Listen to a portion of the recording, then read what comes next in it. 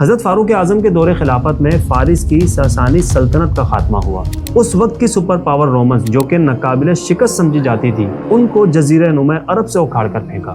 اسلامی ریاست ایک عظیم عالمی طاقت بن کر ابھری۔ اسلامی فتوحات کا رعب اور دبدبہ اس قدر شدید تھا کہ جب بیت المقدس کی باری آئی تو فاروق اعظم نے بنا تلوار چلائے بیت المقدس کو اسلامی ریاست میں شامل کیا۔ یہی وجہ ہے کہ حضرت فاروق اعظم کے عدل اور انصاف کا اعتراف مسلمان کے ساتھ ساتھ غیر مسلم مورخین نے بھی کی۔ آج بھی دنیا بھر میں عمر کے عدل کی مثال دی جاتی ہے۔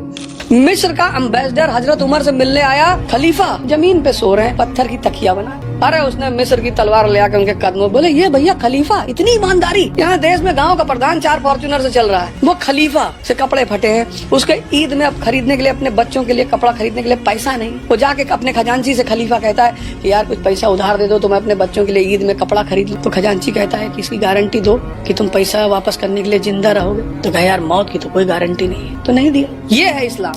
کئی غیر مسلم ممالک تو ایسے ہیں جہاں پر باقاعدہ عمر لاء موجود ہے۔ غیر مسلم مصنفین نے ان کے نظام حکومت کو احتساب، عدل، انصاف اور عوامی فلاح کے اصولوں کی مثال قرار دے دیا۔ افسوس کی بات تو یہ ہے کہ جس شخص کے عدل، انصاف، احتساب، امانت، دیانت، تقوی، عاجزی اور خدمات کا اعتراف دوست دشمن سبھی کرتے ہیں، لیکن اس عظیم ہستی کے بارے میں آج بھی کچھ نام نہاد مسلمان بغض، حسد کی آگ میں اس قدر جل رہے ہیں